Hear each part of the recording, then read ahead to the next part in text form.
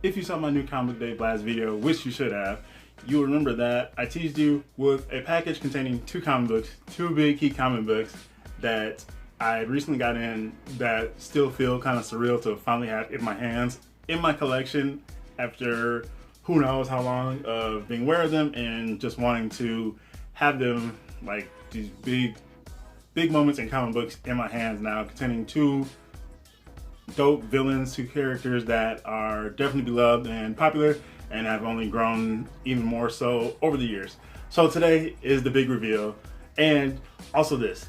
You have all walked into my well-laid trap, my super villainous trap, because these aren't big keys, they're just a couple run fillers. But no, I'm sorry, I couldn't do that. I couldn't do that. We couldn't do that. It's all real, people. Here they are. Big keys. You finally get to do this. This is the big key reveal for some little Friday fun, and I can't wait to show these off because I've had these here looking at them, and I just had to do a little teaser for on New Comic Book Day along with all the other things that I dropped on you. So now you finally get to see the two books that I'm talking about. You have absolutely no idea, Gino, what are you going on about? So here they are, and whew, oh yes. So that's in a nice little mailer here. Keep them secure. Again, so surreal to finally have these. One of these books I put a, I don't know, I guess you could say definitely a more serious focus on getting last year, and I was like, all right, 2020, I'm definitely going to start tracking down some more of these. I was at a couple conventions last year, one smaller show, and then, oh yeah, I went to C2E2 this year too, I forgot. So one smaller show last year, a little bigger one, and maybe some other smaller shows, and a bunch of shops that I've been to, including Vegas on the trip and San Diego. So I was looking at those shops, and then C2E2 this year, I had a couple, but they were some were newsstand editions, and which obviously, you know, if that I don't really go for. So got them right here. Ooh, this is the big reveal. Packing slip there. All right, I don't even know which one to show off. Actually, I do, because I already decided what I was gonna do. So from this one is, so I also teased you with kind of, I forgot what I said specifically, but one of them was relevant to something that is or was supposed to happen this year. I don't know if it's still coming out, but who knows. And it is from Avengers title, not Avengers related to Avengers movie, but from the Avengers title, pre-200 issues, quite right at 200 issues, damn near. Here it is, Avengers 196, the first appearance of our favorite Taskmaster. Look at this bastard right here. I can't believe it. I was just Taskmaster and all the green background glory. Oh my gosh. Anything the Avengers can do, I can do better. He's looking for men who like to kill. Introducing the treacherous Taskmaster. I just couldn't believe it. It's Taskmaster. Look at him. Just look at him, people. It's just, oh my gosh.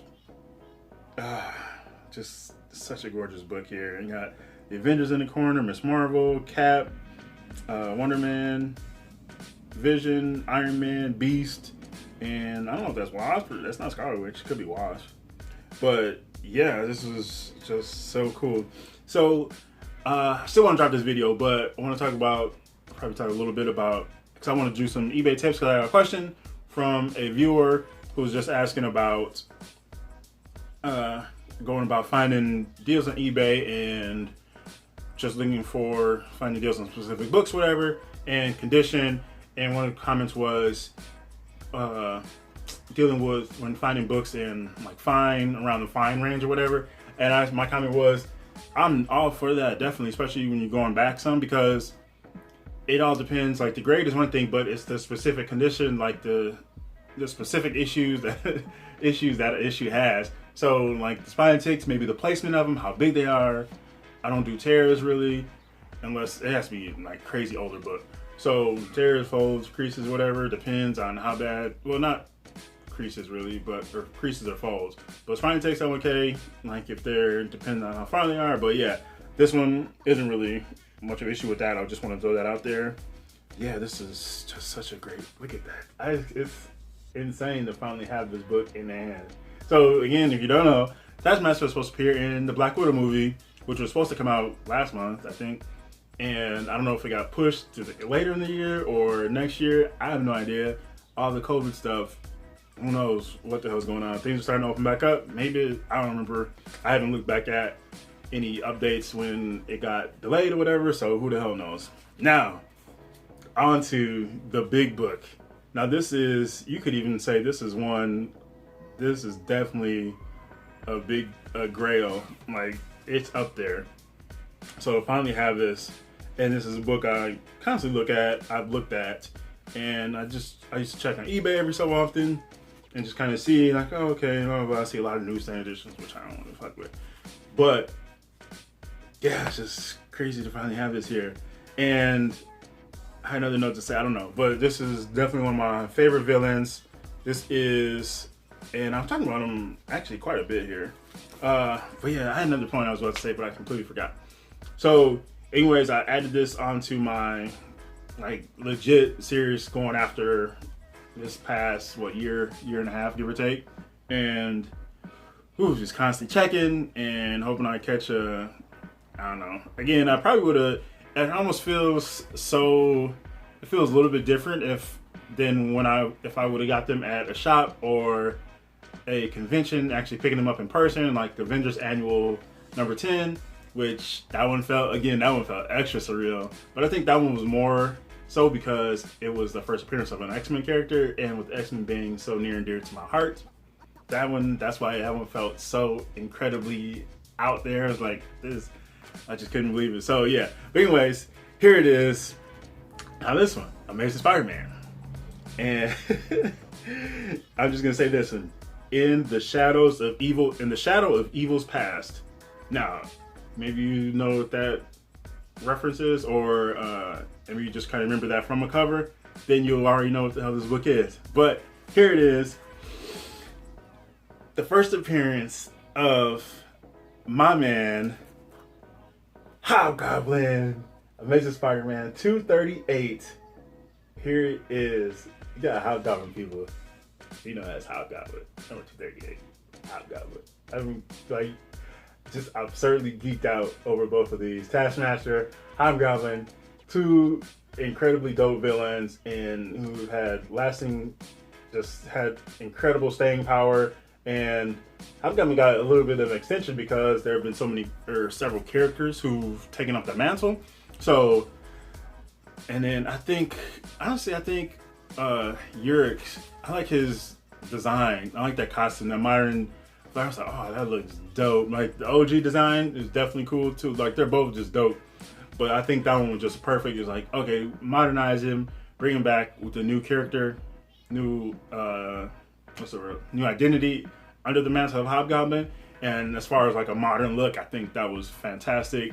Humberto Ramos, Edgar Delgado, dope. And I think I have that round was like Amazing Spider-Man 648 through 648 through 651, which is like a 4-parter that had by Dan Slott, Humberto Ramos, Edgar Delgado, and I don't know who else was working on it, but that was them. And then that was Ben Yerkes. Is it?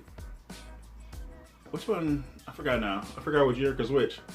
The nephew. Is it Ben? What's the other Yerk now? I forgot his name now. But whatever. The nephew Yerk, he took over. So yeah, it was just so cool. Just look at this. Tattoos intact. And yeah, I mean, it just looks so good. Just Hobgoblin sitting like kind of crouching on his glider, peeling Spider-Man's costume in half. And yeah, you kind of see the smoke from the glider back there. Oh yes. And like definitely, this one is probably, it's just, I got a couple spine ticks there. Yeah, nothing too distracting about this. This kind of little crease mark in the middle there is, it's not too noticeable, but it definitely doesn't detract it from me.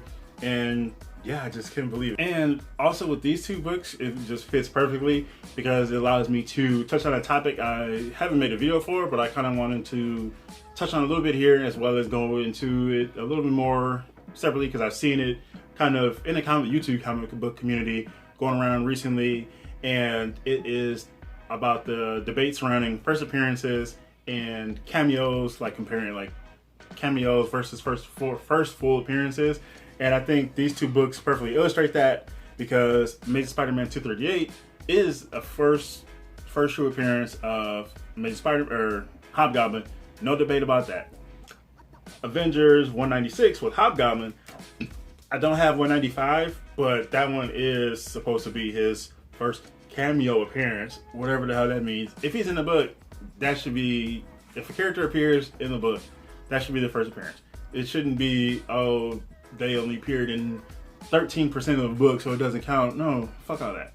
Like, I think Wolverine is the big one, because I don't know what it is. I don't know what happened, when it happened, but definitely some years ago, they just, I don't know if it was because his appearance in 180, Hulk 180, wasn't big enough. I don't remember, I've seen the book, and I don't remember how much of a presence he has, like if it's just something in the last panel, which I think it is. I feel like I'm looking at it in my head, so I feel like I have seen it, but I don't know what the hell happened. Maybe because, again, because it was such a, and wasn't so major to the story until, like, again, maybe the last page, last panel type of thing, and then 181, boom, he's all through the book and on the cover. So that could be it. So I'm not sure. I would definitely like to hear your thoughts on that as well. So drop in the comments below what you think about first appearances versus first cameos. What do you think it should be? Because I do believe whichever book was published first, which has this character as a part of the story, not like those old indie books where characters appeared in some other book and in an ad, either on the back page or some random page in the letter, like just some random picture of the character in the letters columns or some goofy shit like that. That doesn't count to me. It has to be, I consider it to be part of the story, or either the main story, backup story, whichever one, whatever.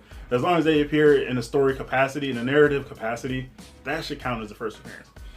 So yeah, just let me know where you stand on the debate of first appearances, cameo versus full appearances. Let me know in the comments below. Also, let me know what you think of my big keys here, my haul here, and do you have these books in your collection? What books are on, like, what major keys are on your like on your want list? What's your number one grail? Mine is obviously Giant Size X-Men #1, and hopefully maybe I can get that this decade. We'll see. I've seen a couple, so it's always cool to see them in person. I've seen some slabbed as well, mostly all slabbed, but so yeah, just let me know in the comments below that. Also, if what you picked up lately, especially if you picked up any big keys, any first appearances of major characters, smaller characters, whatever, any cool books, any cool deals you found either in shops that are opening back up, maybe on Facebook, eBay, Instagram, whatever you picked up, wherever you picked it up. Let me know in the comments below. And as always, happy reading, happy hunting, happy collecting. This is GENOTHADRAGON saying thanks for watching and peace out.